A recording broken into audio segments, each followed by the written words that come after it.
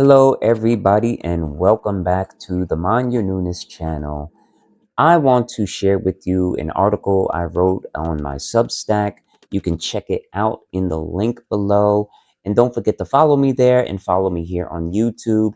Hit that like, hit that subscribe, hit that hype button, and send me a gift if you feel led. Buy me a coffee.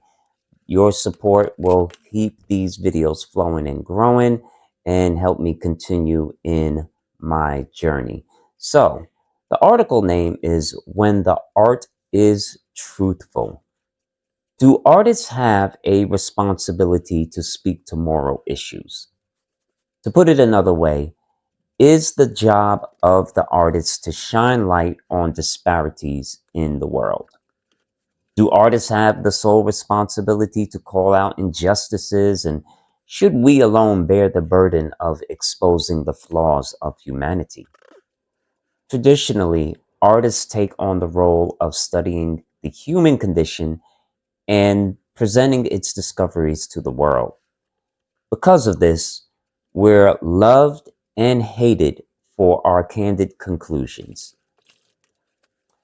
It seems the more honest the artist becomes, the greater their work becomes. This is especially true with comedians, and the best comics are usually those who are brutally honest in their delivery. There's something deeply powerful about truth when it's told in a work of art.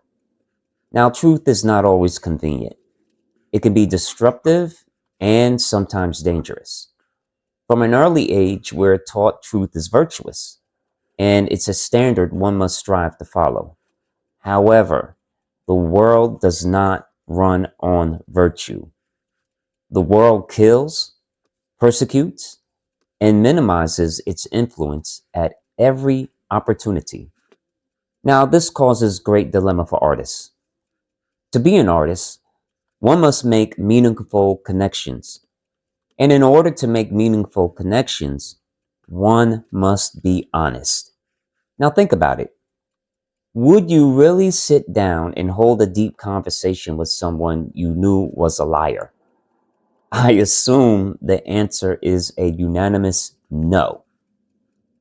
If my assumption is true, then I would also imagine you wouldn't engage with a piece of art, literature, music that you felt was premised on a lie.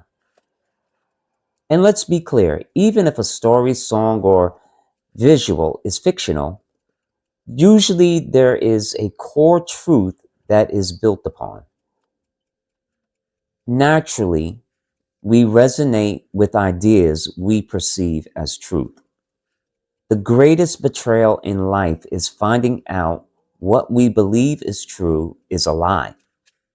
This not only disappoints, but it angers us deeply. Now, such revelations cause hurts that may even be irreparable. For this cause, we find truth refreshing, even if it hurts. Even if it hurts to hear it, there is comfort in it, even if the truth is against us. People seek truth through logical channels like religion, faith, and philosophy. And then there's art. When you lose a loved one, suffer heartbreak, or feel the weight of the world pressing down on you, we turn to art to make sense of our suffering. We turn to the absurdity to make us laugh, or even the tragedy that makes us cry. Then we think on our own plight and we feel we're not as bad off after all. Art has a way of making us look deep within. And deep within all of us is truth. When we find and connect with it, the things we create become meaningful. I believe art was given to connect with each other and the world in an honest and sincere manner. Art has a way of bypassing our mechanisms of defense to reach our vulnerable core.